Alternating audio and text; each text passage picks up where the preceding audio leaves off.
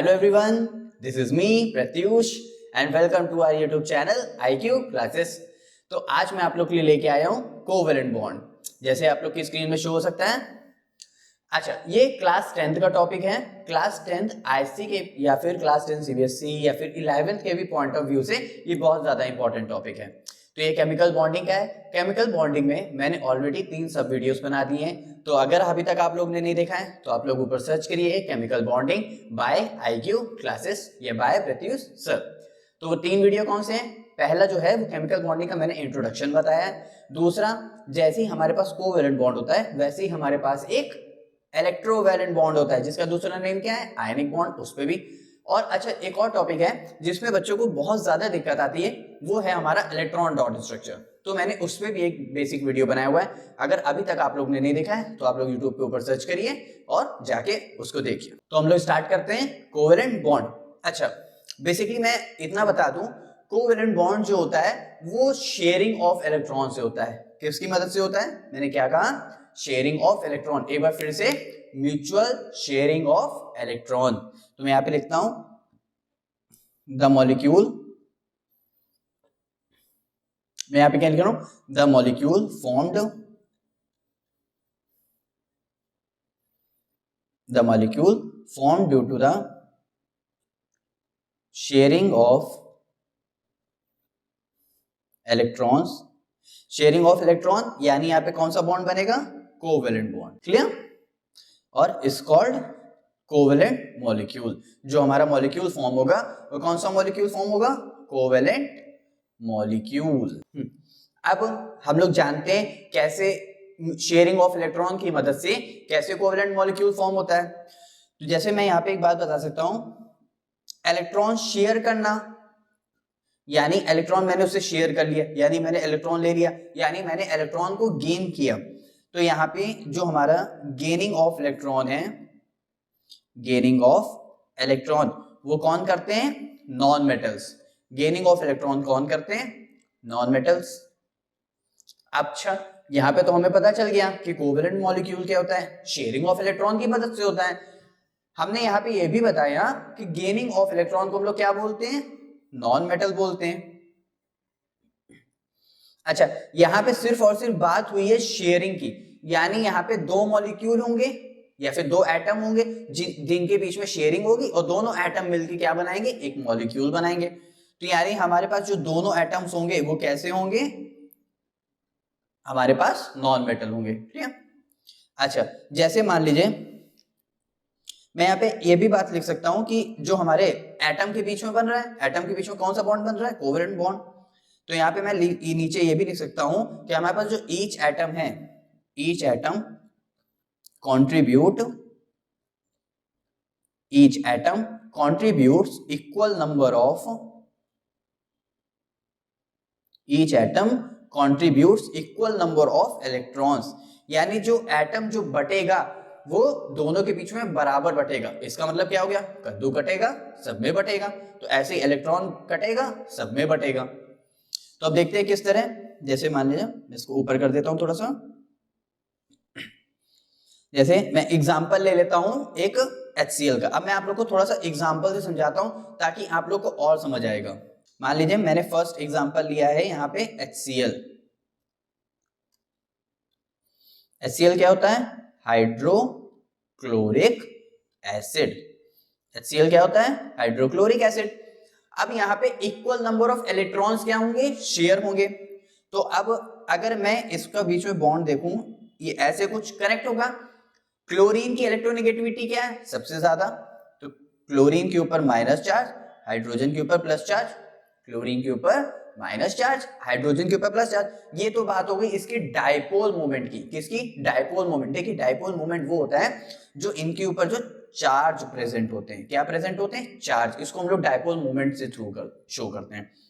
लेकिन हमें तो ये बॉन्ड बताना है कि ये बॉन्ड क्या है। ये तो हमें पता है कि ये कोवेलेंट बॉन्ड है इनके बीच में, लेकिन ये कैसे है हम लोग देखते हैं।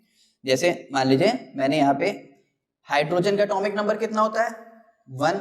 तो उसके पास वैलेंस शेल में कितने इलेक्ट्रॉन्स हैं? या उसके outermost shell, valence shell, innermost shell, उसके पास सिर्फ और सिर्फ एक ही इलेक्ट्रॉन है। क्योंकि ये मान उसका न्यूक्लियस और ये है उसका शेल, जिसमें सिर्फ कितने इलेक्ट्रॉन प्रेजेंट हैं, सिर्फ और सिर्फ एक इलेक्ट्रॉन प्रेजेंट है। ठीक है, अब यानी ये लूज, इसको कितने इलेक्ट्रॉन की जरूरत है, क्योंकि एक्सेप्ट हाइड्रोजन ही ऐसा है जिसके आउटर मोस्ट इलेक्ट्रॉन है, सिर्फ 2 इलेक्ट्रॉन्स होने की वजह से वो स्टेबल फॉर्म शो करता है। बाकी सब कितने, उनके आउटर मोस्ट में कितने इलेक्ट्रॉन्स होने चाहिए, 8 इलेक्ट्रॉन्स। तो अब अगर मैं क्लोरीन का बनाऊं तो क्लोरीन का कितना होता है 17। इसकी इलेक्ट्रॉनिक कॉन्फ़िगरेशन कैसे लिखेंगे, 2 8 7। अगर मैं इसका आउटर मोस्ट शेल बनाऊं तो एक, ये रहा 2, पहले में कितने 2 इलेक्ट्रॉन्स, अनदर वन। इसके ऑर्बिटल जो हमारा अनदर ऑर्बिटल है उसमें कितने इलेक्ट्रॉन्स है, 8 इलेक्ट्रॉन्स। तो 1 2 3 4 5 6 7 8 हो गए। नेक्स्ट इसके लास्ट में कितने 7, यानी जो इसका आउटर मोस्ट शेल है उसमें कितने इलेक्ट्रॉन्स हैं, उसमें हमारे पास 7 इलेक्ट्रॉन्स है। 1 2 3 4 5 6 एंड अनदर वन इज 7। यानी जो इसका ये आउटर मोस्ट शेल है, कौन सा शेल है, आउटर मोस्ट शेल। जो इसका आउटर मोस्ट शेल है उसमें कितने इलेक्ट्रॉन्स हैं, 7 इलेक्ट्रॉन्स हैं। यानी सभी एलिमेंट के ऑक्टेट में कितने इलेक्ट्रॉन्स होने चाहिए, 8 इलेक्ट्रॉन्स होने चाहिए। लेकिन क्लोरीन के लास्ट ऑक्टेट में कितने इलेक्ट्रॉन्स है, 7 इलेक्ट्रॉन। तो इसको कितने इलेक्ट्रॉन की जरूरत है, 1 इलेक्ट्रॉन की जरूरत है। तो ये क्या करेगा, इलेक्ट्रॉन को गेन करेगा, और गेन करने पे कौन सा साइन शो करता है, माइनस का साइन शो होता है। यानी इसीलिए क्लोरीन की वैलेंसी जो होती है वो होती है -1, और जो हाइड्रोजन क्या कर रहा है, एक और इलेक्ट्रॉन गेन कर रहा है। या तो हाइड्रोजन एक लूज करता है या तो हाइड्रोजन एक गेन करता है। अगर यहाँ पे गेन करेगा तो हाइड्रोजन भी -1 में आ जाएगा। क्लियर सभी को आया। तो मतलब अगर मैं इनका स्ट्रक्चर बनाऊं तो जैसे ये रहा हमारा हाइड्रोजन और ये रहा हमारा क्लोरीन। अभी हम लोग ने देखा हाइड्रोजन के आउटर मोस्ट शेल में कितने इलेक्ट्रॉन्स थे, सिर्फ 1 इलेक्ट्रॉन थे। क्लोरीन के 1 2 3 4 5 6 और एक ये 7। अगर हाइड्रोजन यहां पे क्लोरीन के साथ अपने इलेक्ट्रॉन को शेयर कर लेता है, हाइड्रोजन यहां पे क्लोरीन के साथ अपने इलेक्ट्रॉन्स को अगर शेयर कर लेता है तो यहां पे हाइड्रोजन भी बैलेंस्ड हो जाएगा। और अगर क्लोरीन कैसे शेयर, ये तो हाइड्रोजन ने शेयर किया, अब क्लोरीन कैसे शेयर करेगा, क्लोरीन इस तरह शेयर करेगा, क्योंकि क्लोरीन को भी तो अपने आउटर मोस्ट इलेक्ट्रॉन कंप्लीट करने। तो यहाँ पे हाइड्रोजन भी फुलफिल हो गया, क्लोरीन भी फुलफिल हो गया। तो इन्होंने क्या किया, इलेक्ट्रॉन्स की म्यूचुअल शेयरिंग की। क्या किया, एक बार फिर से, इलेक्ट्रॉन की म्यूचुअल शेयरिंग किया। इलेक्ट्रॉन की म्यूचुअल शेयरिंग करने की वजह से दोनों के इलेक्ट्रॉन्स यहाँ पे कंप्लीटली फुलफिल हो गए। इसीलिए इनके बीच में एक बॉन्ड बनता है और उस बॉन्ड का नेम है कोवेलेंट बॉन्ड। और ये जो पूरा मॉलिक्यूल बना है, इस पूरे मॉलिक्यूल को हम लोग बोलेंगे कोवेलेंट मॉलिक्यूल। सभी को समझ आया हमारा कोवेलेंट बॉन्ड क्या होता है। यहाँ पे जो बॉन्ड बनता है वो म्यूचुअल शेयरिंग ऑफ इलेक्ट्रॉन से बनता है। Clear. The molecule formed due to the sharing of electrons between two atoms is known as covalent bond, and the molecule is known as covalent molecule. अब मैं कुछ और एग्जांपल से समझाता हूं तो आप लोग को और अच्छे से समझ आएगा। इसीलिए मैं थोड़ा सा इसको अच्छे से समझाने के लिए मैं इसको कुछ पार्ट्स में डिवाइड कर देता हूं। तो मैं यहां पे लिख देता हूं कोवेलेंट टाइप्स, या फिर मैं ये भी लिख सकता हूं covalent bonds are following types, are following. यहां पे मैं लिख देता हूं 3 टाइप्स। कितने टाइप्स के, 3 टाइप्स के।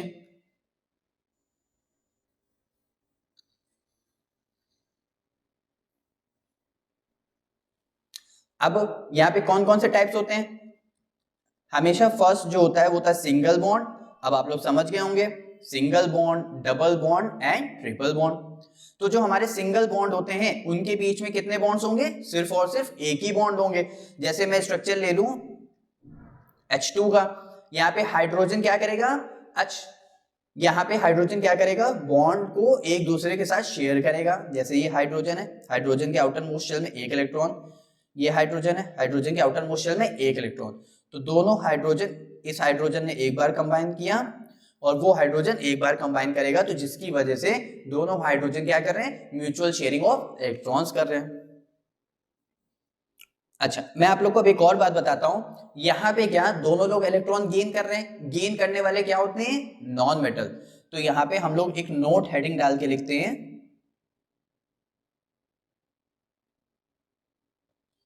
यहां पे हम लोग एक नोट हेडिंग डाल के लिखते हैं,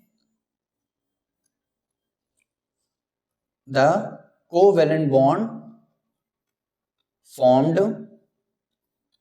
the covalent bond formed between, the covalent bond formed between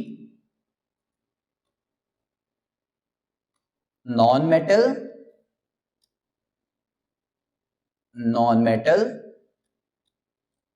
atoms।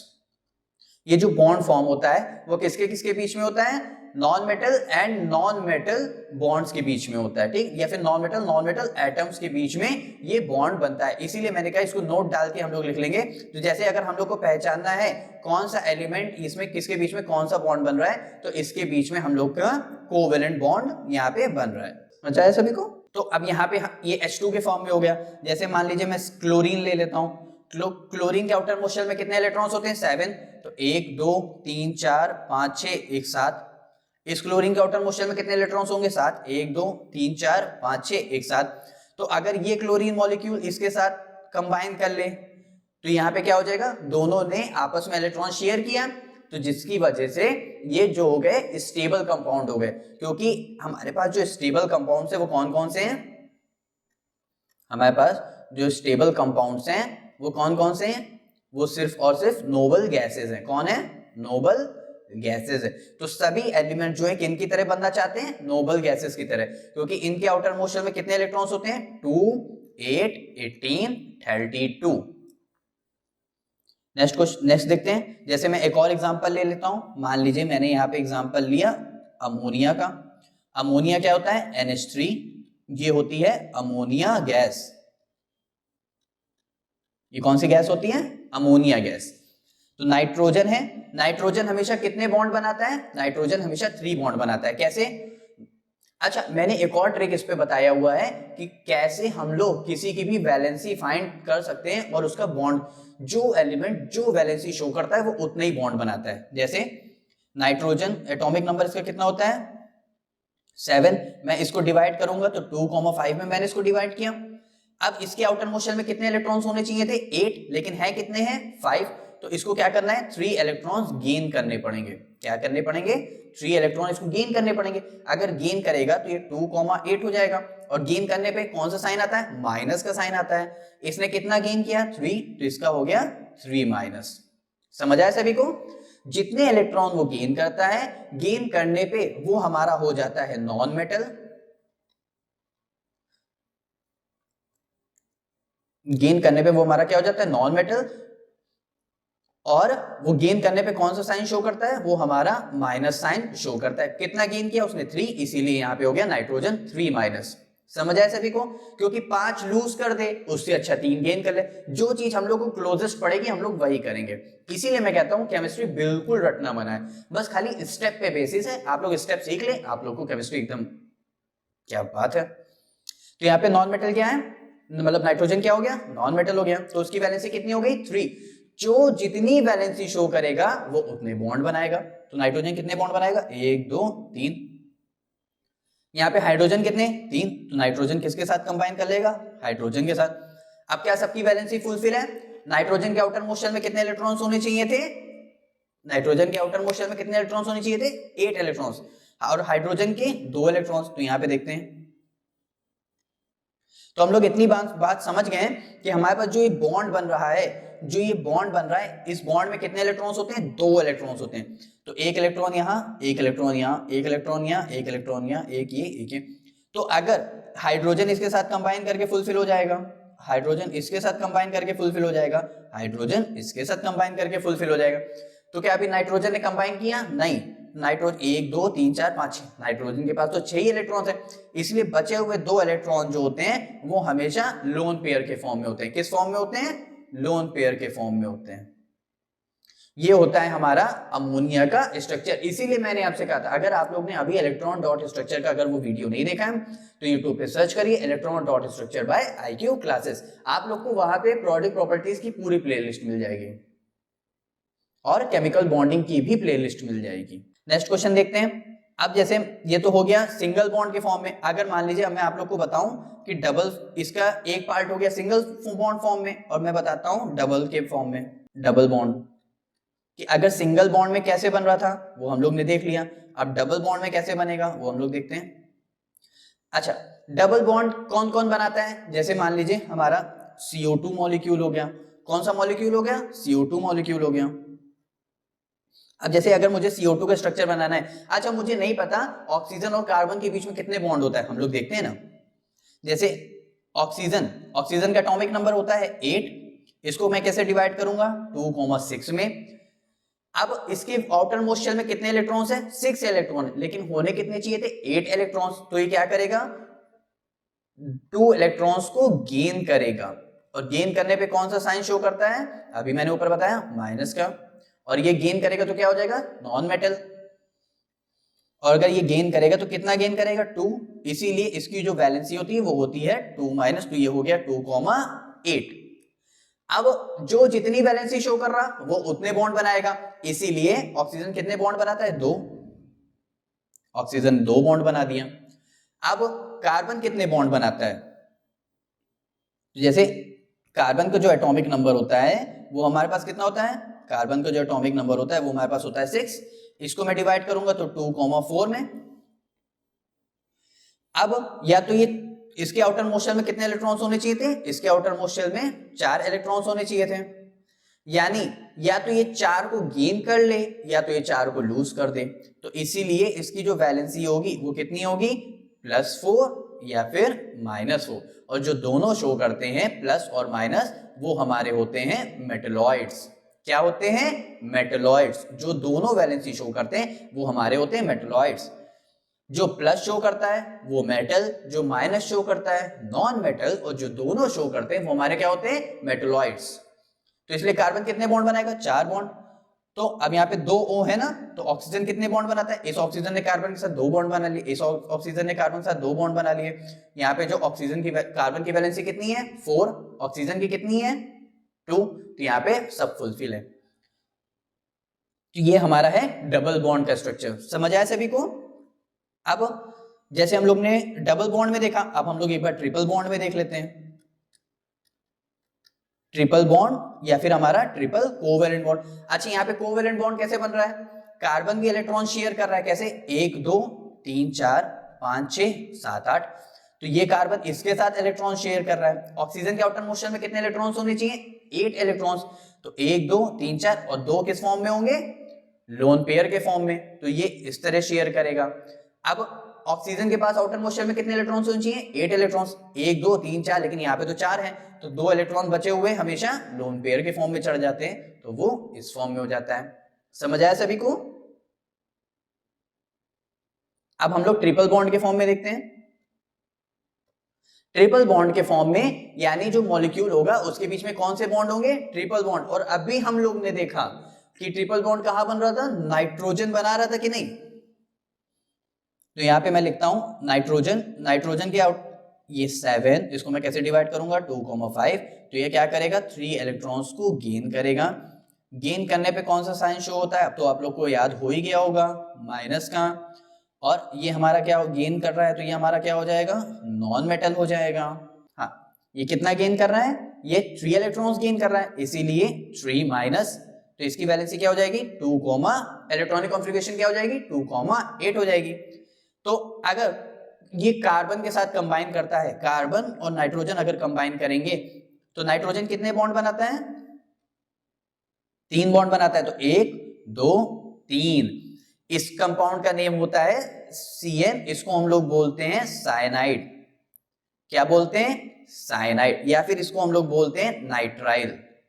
ये एक ऑर्गेनिक कंपाउंड है, कौन सा कंपाउंड है ऑर्गेनिक कंपाउंड है, कौन सा कंपाउंड है ऑर्गेनिक। और नाइट्रोजन कितनी वैलेंसी बनाता है नाइट्रोजन कितनी वैलेंसी बनाता है? नाइट्रोजन 4 वैलेंसी बनाता है, तो बचे हुए इलेक्ट्रॉन्स इसके लोन पेयर्स के फॉर्म में आ जाएंगे। समझ आया सभी को? तो कार्बन 1 2 3 4 5 6 और ये 7 8 तो नाइट्रोजन कार्बन इसके साथ शेयर किया। तो नाइट्रोजन के पास कितने इलेक्ट्रॉन्स होते चाहिए आउटर मोस्ट शेल में? 8 इलेक्ट्रॉन्स। तो 1 2 3 4 5 6 और ये रहा 7 8, नाइट्रोजन इसके साथ शेयर कर लेता है। तो ये हमारा होता है साइनाइड या फिर नाइट्राइल कंपाउंड का स्ट्रक्चर।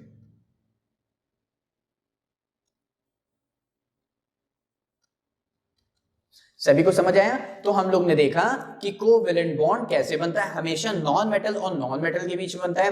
तो इसको ध्यान रखने के लिए हमें वैलेंसी आना जरूरी है, एटॉमिक नंबर आना जरूरी है और कैसे इलेक्ट्रॉन डॉट स्ट्रक्चर आना जरूरी है। तो ये सब मैंने बना रखा है। अभी तक अगर आपने नहीं देखा है तो ऊपर यूट्यूब पे सर्च करिए, आपको सब कुछ मिल जाएगा। और मैं ये नहीं कहता कि आप लोग को वीडियो आपको लाइक ही करनी चाहिए। अगर आप लोग को मेरा कंटेंट अच्छा लगता है ना तो आप ऑब्वियसली सी बात है आप लोग लाइक करोगे। तो मिलते हैं फिर नेक्स्ट वीडियो में। Bye bye.